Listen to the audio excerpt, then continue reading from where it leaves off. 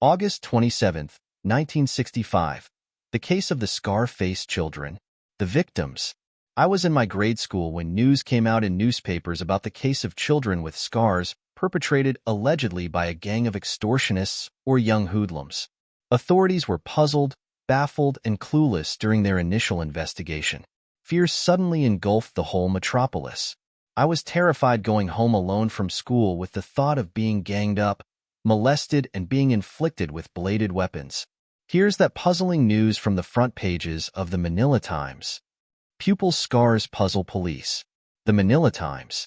August 27, 1965. Who are behind the mysterious marking of the faces of Manila school children? What's their motive? These are but two of the questions puzzling police investigating the case of the scar-faced children. As of yesterday, the scars had been found on the faces of pupils in about a dozen schools. More than 1,000 children are believed carrying the scars on their foreheads, chins, or cheeks. Most of the schools are in Tonda, breeding ground for the city's underground gangs. This fact alone has alarmed school and police authorities. Among the schools with scar-faced children are the Tonda Parochial School, near the Tonda Church, Gregorio del Pilar Elementary School, Felipe Calderon Elementary School, Balagtas Elementary School, Rizal Elementary School, with 431 verified to have face cuts, Bonifacio Elementary School, Tomas Remigio Elementary School, 169 children, Ariano High School and MLQ High School in Tonda. Police said the practice reportedly started in Caloocan City schools and rapidly spread to Tonda. Among the theories police are working on: 1. Extortion. The marks are inflicted on children who have paid their dues to a gang of mulctors. 2. Dope addiction. Peddlers of drugs mark prospective addicts among the school population. 3. Just a fad. The marks are symbols of children's gangs. 4. Communist subversion. These are marks of membership in juvenile red cells. Police yesterday arrested 2 teenage suspects, but both refused to talk.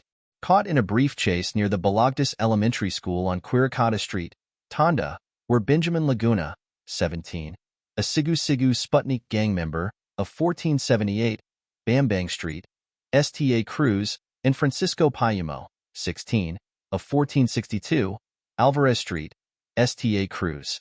They were positively identified by their victim, Mauro Morales, 8, first grader at the school, as the ones who slashed his cheek with a blade. Mauro, son of an ailing jobless man, Ricardo Morales, of 2153 Kazanglub, said the 2 teenagers, with a girl, dragged him to an empty classroom shortly after noon yesterday. He said the 3 offered him candy, and when he refused, Payumo held him by the head while Laguna slashed his right cheek. He said they did not tell him why they branded him. Moro's screams attracted other children, who summoned a passing police prowl car. Patrolman C. Banzan chased the 3 youths and collared Payumo and Laguna. Their girl companion fled. Police found a blade on Laguna.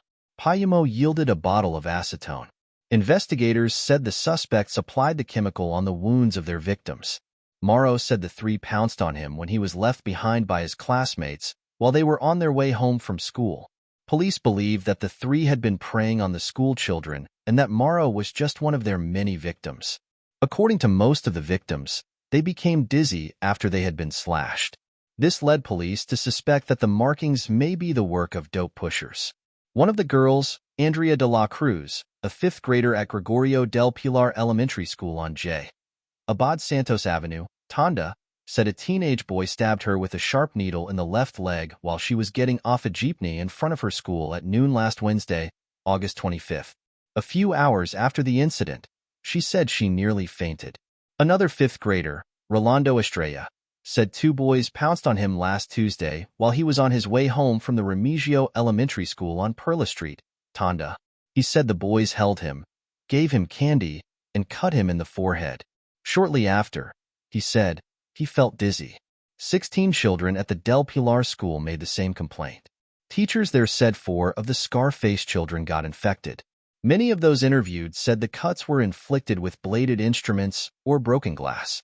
Others said their tormentors used only wet cotton, probably soaked in acid, police said, which they rubbed on their victims' chins or foreheads. A few minutes after the skin dries up, the victim said, it starts itching, blisters appear, and scars are formed. Some of them told investigators that their tormentors blindfolded them. There were boys who admitted having inflicted the cuts on themselves. Some said this was due to a rumor that those who had scars would not be molested by a gang of young hoodlums. Others said these were marks of membership in an exclusive karate club. Still another reason given was that it was only a fad in school. Orlando Paloma, 13, first-year student at the MLQ High School on Malawi Street, Tonda, said he and his gang mates only imitated what they saw in the movie, The Seven Faces of Drive Ivan. It's a fad, says cop. Manila Times. August 29, 1965. The scars on children's faces are a fad caused by a Tagalog movie. This was the conclusion yesterday of Captain Felicissimo G. Lazaro, Precinct 1 Commander, in a report to Mayor Antonio Villegas. Lazaro said that most of the wounds had been self-inflicted and that salicylic acid had been used in some cases to produce the scars.